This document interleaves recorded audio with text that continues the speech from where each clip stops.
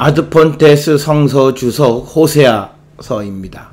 오늘은 호세아 제6장에 대해서 우리가 함께 주석하겠습니다. 호세아 6장은 이스라엘 백성들의 불성실한 회개에 대해서 책망하는 그런 말씀으로 기록이 되어 있는데 히브리어 본문이 매우 불확실하기 때문에 호세아 6장의 정확한 의미를 파악하는 것은 매우 어렵다. 그래서 우리가 이제 나중에 보겠습니다만 많은 주석가들은 본문을 수정해서 해석해서 오늘 우리가 보는 그런 본문의 말씀으로 우리가 이해를 하겠습니다.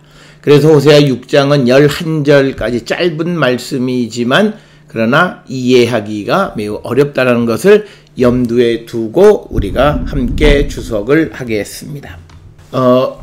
호세아 6장 1절에 오라 우리가 여호와께로 돌아가자. 여호와께서 우리를 찢으셨으나 도로 낫게 하실 것이요 우리를 치셨으나 싸매어 주실 것입니다. 라고 하는 거죠. 그래서 이제 호세아 6장 1절부터 3절까지에서는 회개를 재촉하는 그런 사람들의 목소리를 인용하고 있습니다. 그래서 본문에 기록이 되어 있듯이 여호와께서 찢으셨지만 도로 낫게 하시고 여호와께서 치셨지만 싸매 주실 것이기 때문에 다시 여호와께로 돌아가자라고 이렇게 말합니다.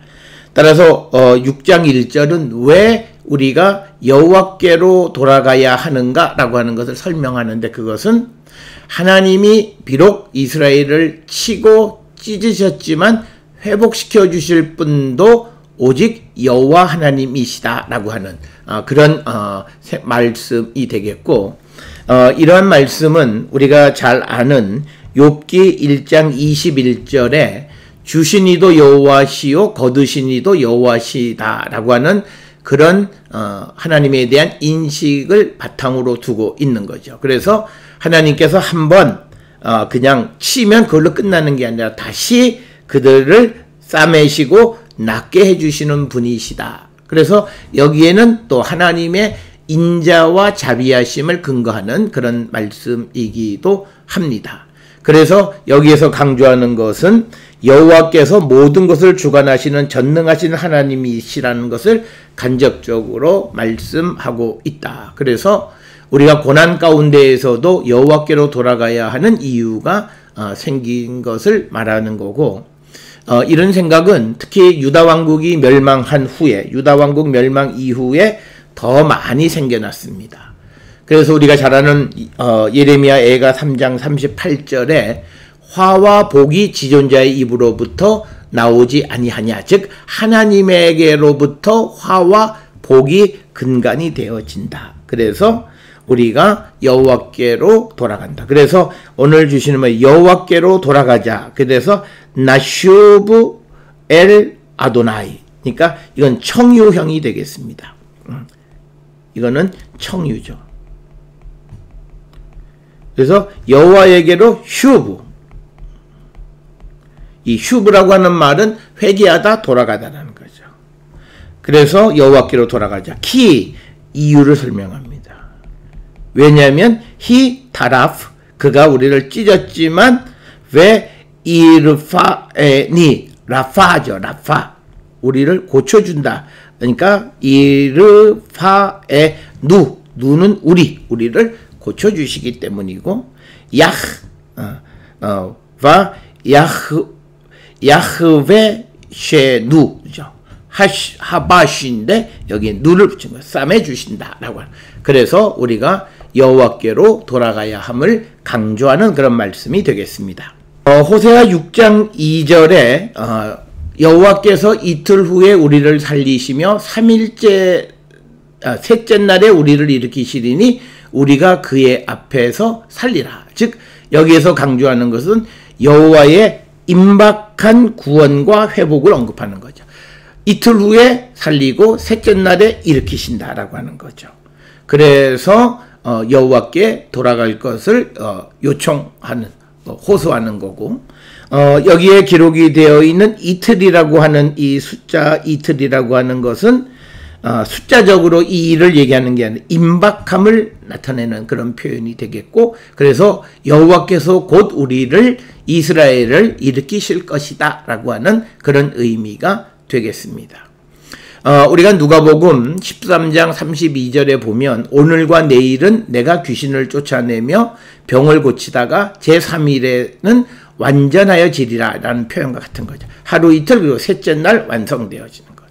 그래서 이 구절에 대해서 많은 가톨릭 신학자들은 이 구절을 예수 그리스도의 부활에 대한 예언으로 이해하는 학자들도 있다라고 하는 것. 그래서 여호와의 회복, 하나님이 우리를 살리시는 일이 임박해졌기 때문에 빨리 그 앞에 가서 우리가 살아나야 한다라고 하는 것을 강조하는 말씀이 6장 2절의 말씀이 되겠습니다. 호세아 6장 3절에 그러므로 우리가 여호와를 알자, 심써 여호와를 알자. 그의 나타나심은 새벽빛같이 어김없나니 비와 같이 땅을 적시는 늦은 비와 같이 우리에게 임하시리라 하니라. 즉 여호와의 나타나심을 두 가지로 비유하죠. 하나는 새벽빛 그리고 비로 묘사. 그러니까 새벽빛이라고 하는 것은 이건 당연히 오는 거고, 그 다음에 늦은 비라고 하는 것은 우리에게 유익한 것. 그래서 새벽비와 늦은 비, 즉 샤헤르와 그 다음에 말코시로 여호와가 나타나심을 비유하고 있다라고 하는 거죠. 그래서 그러므로 우리가 여호와를 알자, 심써 여호와를 알자. 그러니까 이 말씀을 우리가 보면 페 네드아 니르다파 라다아트 엣 아도나이. 그러니까 이 구절을 우리가 직역하면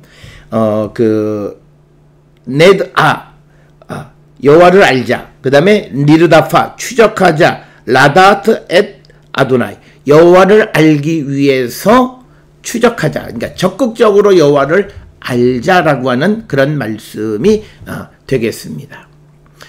그래서 여호와의 나타나심이 새벽빛, 즉 이 샤할로 표현하는 것은 뭐냐면, 샤할은 반드시 있어야 돼. 하루에 꼭 필요한 거지, 새벽빛. 그 다음에 늦은 비 역시도 농사에서 꼭 필요한 것. 그래서 여호와의 나타나심은 우리에게 없어서는 안 될 일. 그래서 우리는 여호와의 임재가 모든 이들에게 꼭 필요한 것이다 라고 하는 것. 그래서 우리가 여호와를 알고 여호와를 알기 위해서 더 적극적으로 추적하는 그런 적극적인 삶을 살자라고 하는 그런 말씀이 6장 3절. 그래서 6장 1절, 2절, 3절에서는 심써 여호와를 알고 여호와께로 돌아가라. 왜냐하면 그 여호와의 나타나심이 우리에게 꼭 필요하고 여호와께로 가면 곧 우리를 세우시고 회복해 주시기 때문에 여호와에게로 가야 한다라고 하는 것을 강조하는 그런 말씀이 되겠습니다. 호세아 6장 4절에 에브라임아 내가 너에게 어떻게 하랴, 유다야 내가 너에게 어떻게 하랴, 너희의 인애가 아침 구름이나 쉬 없어지는 이슬 같도다. 즉 에브라임과 유다가 여호와의 심판을 피할 수 없는 이유는 그들에게 인애, 헤세드가 없기 때문이다 라고 하는 겁니다. 그래서 이스라엘과 유다의 인애, 헤세드라고 하는 것은 마치 해가 나면 없어지는 구름이나 쉬 없어지는 이슬에 비유해서 설명을 하고 있습니다. 그래서 이 말은 이스라엘의 유다의 인애가 거의 없다라고 하는 그런 말씀이 되겠고, 오늘 주시는 이 본문에서 에브라임 그 다음에 유다가 등장하는 거죠. 그래서 이 본문이 매우 어려운 것인데 대부분의 학자들은 호세아 6장 10절에 보게 되면 6장 10절에 그곳에 이스라엘과 에브라임이 같이 등장을 해요. 그렇기 때문에 6장 4절에서도 여기에 지금 기록상으로는 소위 에브라임과 유다가 되어 있는데 이 유다를 이스라엘로 고쳐서 읽는다. 그래서 앞에서 말씀드렸듯이 이 호세아 6장은 많은 주석가들이 본문을 수정한다라고 하는 거죠. 그래서 여기에 등장하는 소위 이 예후다라고 하는 것을 이스라엘로 고쳐 읽기도 한다. 그래서 에브라임아 내가 너에게 어떻게 하랴? 그 다음에 이스라엘아 내가 너에게 어떻게 하랴. 그래야 북쪽 이스라엘 에브라임에 관한 것으로 이렇게 주제가 집약되어지기 때문에 그런 주장을 합니다. 호세아 6장 5절에 그러므로 내가 선지자들로 그들을 치고 내 입의 말로 그들을 죽였노니 내 심판은 빛처럼 나오느니라. 굉장히 어려운 구절입니다. 오늘 우리가 기록되어 있는 성경으로 보면 여호와가 선지자를 통해서 에브라임과 유다를 심판했다라고 말하지만, 그러나 우리가 앞에 4절에서 유다를 이스라엘로 고쳐 읽으면 에브라임과 이스라엘을 심판했다라고 하는 거죠. 그러면서 하나님의 심판을 빛으로 묘사하고 있다. 올로 묘사하고 있다. 그래서 미슈파테이하 오르 예제라고 이렇게 기록을 하고 있습니다. 본문에서 선지자와 내 입의 말을 같은 것으로 이렇게 동의적 평행, 내가 선지자들, 선지자, 그리고 내 입의 말, 이것을 같은 것으로 놓고, 그래서 하나님의 말씀 혹은 예언의 말씀의 파괴력을 얘기하는 것, 그 말씀으로 그들을 죽였다라고 하는 겁니다. 오늘 주시는 이 본문에 보면 그 여호와께서 선지자들을 치셨다라고 하는 그 핫자브티라고 하는 거죠. 이 시브리 동사 핫자브라고 하는 것은 난도질하다는 거예요. 내가 그들을 쳤다, 그냥 난도질을 해버렸다라고 하는 겁니다. 자, 이제 호세아 6장 5절에 대해서 이 주석가들은 이제 여러 가지 문제가 되는 부분들이 있습니다. 특별히 이 선지자들을 쳤다라고 하는 선지자들, 이 선지자들이라고 하는 것이 느비임 이렇게 되어 있는 겁니다. 그런데 이것을 호세아 9장 3절을 근거 너의 자식들 바니템으로 고쳐 읽습니다. 그래서 내가 너의 아들들을 치고 내 말로 그들을 죽였다라는 거예요. 에브라임과 이스라엘 앞에 4절에 나와 있는 그들의 아들들을 치고라고 하는 그런 그 성경을 고쳐 읽기도 하고, 그 다음에 이제 5절 하반부에 내 심판은 빛처럼 나오느니라 라고 우리말 성경에 번역을 했는데 이것은 정확한 번역이 아니에요. 왜냐면 미슈파테이하에 너의 심판이죠. 그리고 그 다음에 오르 예제 이렇게 되는 거죠.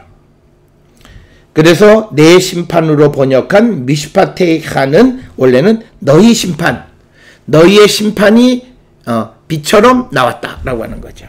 그러니까 뭐냐면 이거는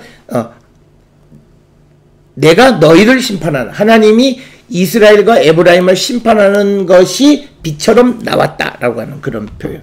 그래서 이 5절도 분명하게 그 정확한 의미를 내포하고 있지는 않다라고 하는 것을 우리가 알 수 있습니다.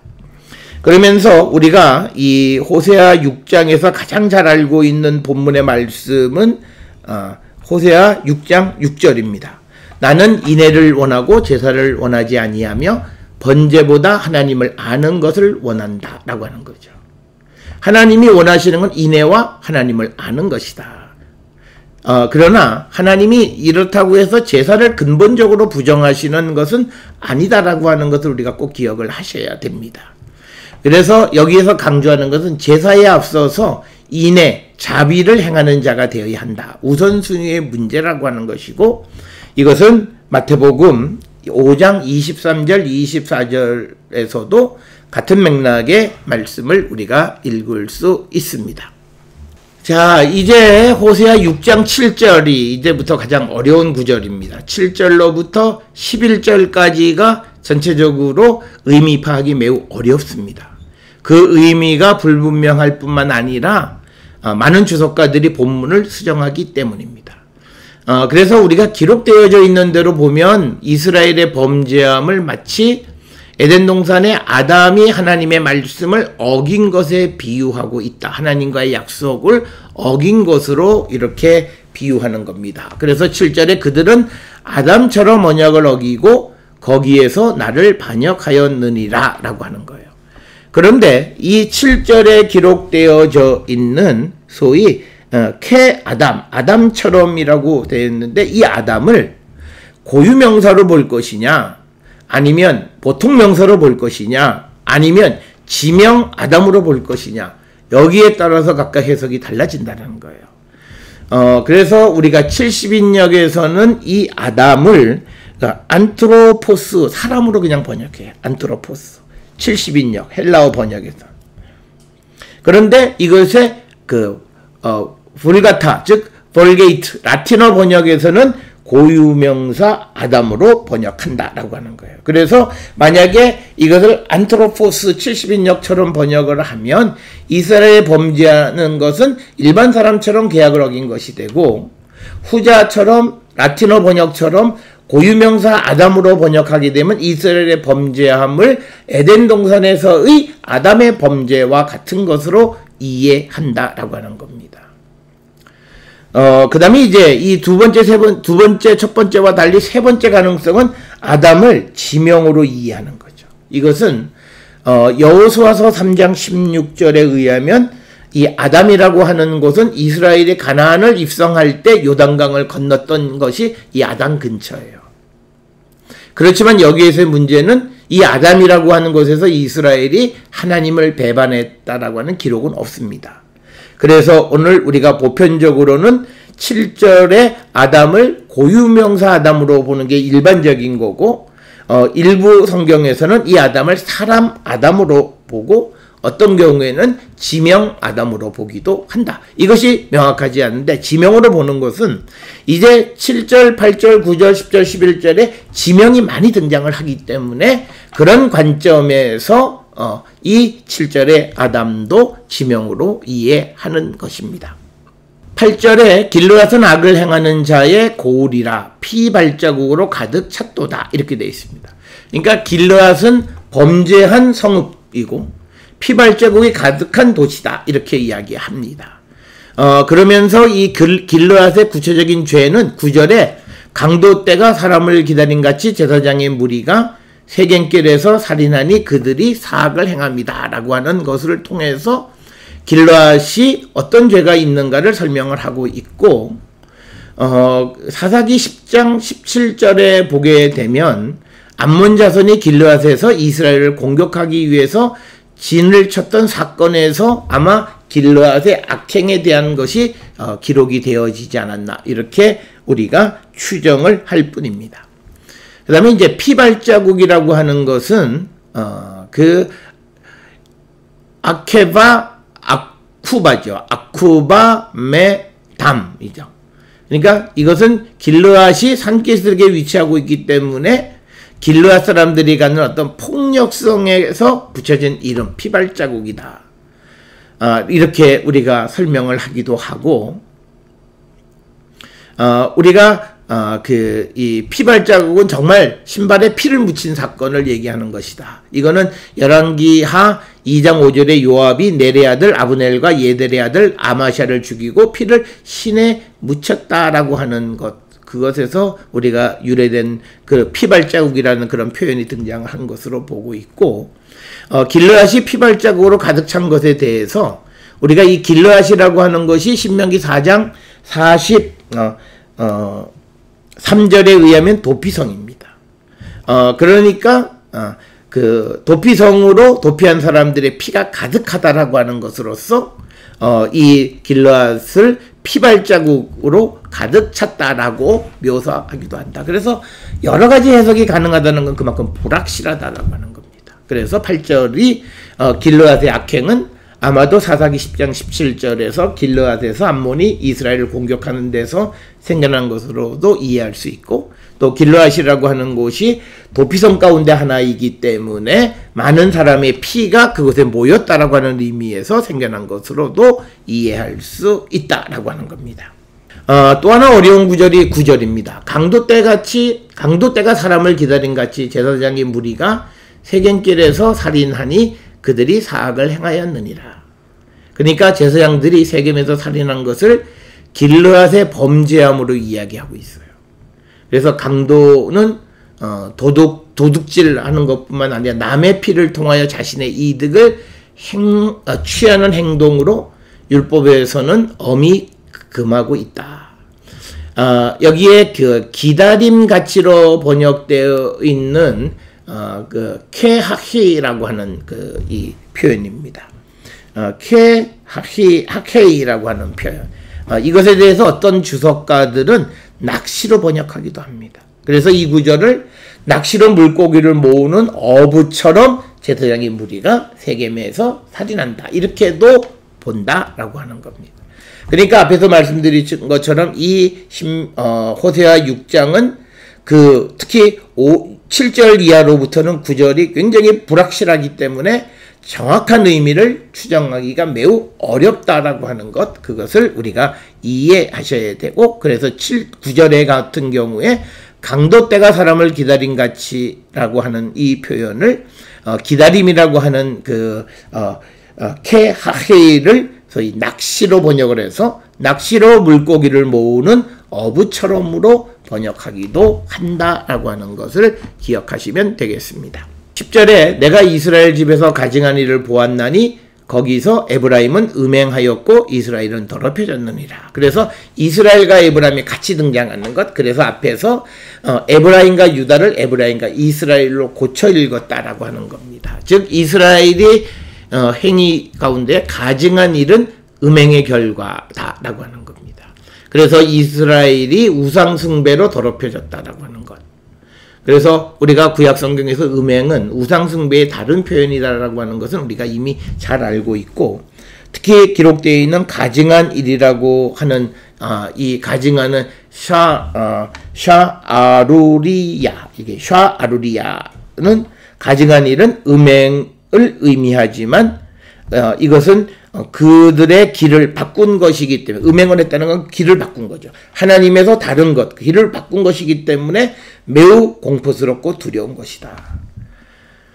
그 다음에 여기에서 이스라엘은 이스라엘 집에서 가증한 일을 보았다라고 하는 베이트 이스라엘을 베이샨이라고 하는 지명으로도 고쳐진다. 그것은 앞에서 아담, 길르앗, 베이샨 이런 그 지역들을 우리가 상정해서 베이트 이스라엘이라고 하는 것을 베이샨으로 고쳐 읽기도 한다라고 하는 겁니다. 그래서 그 음행을 했다라고 하는 것은 그들의 길을 바꿨기 때문에 매우 두려운 것이었다. 자, 그 다음에 이제 11절에 또한 유다여 내가 내 백성의 사로잡힘을 돌이킬 때에 너에게도 추수할 일을 정하였다. 여기에서 유다의 죄가 무엇인지는 언급하고 있지 않습니다. 그래서 우리가 그것이 무엇인지는 정확하게 알 수 없습니다. 그렇지만 이스라엘 백성들이 돌아올 때에 유다의 죄를 묻기로 결정했다라고 하는 것.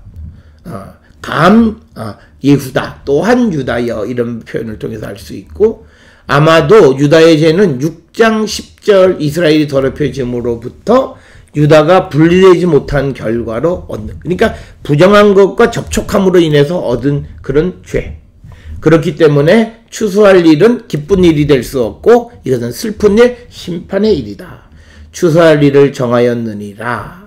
곧 유다의 죄에 대하여 책망을 결정했다라고 하는 것이 되겠습니다. 그래서 유다의 죄가 구체적이진 않지만 아마도 이스라엘과 분리되지 못함으로 이스라엘이 지은 음행죄로 인한 그 영향이 아닌가, 이렇게 우리가 추정해 볼 수 있다. 그래서 오늘 주시는 호세아 6장은 짧은 11절로 되어 있지만 7절로 그 이하에 있는 구절들의 어떤 그 지명들의 등장으로 인해서 그 의미가 정확하지 않기 때문에 정확한 의미는 알 수는 없지만, 그러나 1, 2, 3절에서 강조한 것은 하나님께로 돌아가자라고 하는 겁니다. 그 이유는 하나님은 치시기도 하고 싸매기도 하고 세우기도 하고 헐기도 하고 헐기도 하고 세우시는 분이기 때문에 고통 가운데 고난 속에서도 우리가 가야 할 곳은 여호와께로 돌아가야 함을 강조하는 그런 말씀이 되겠습니다.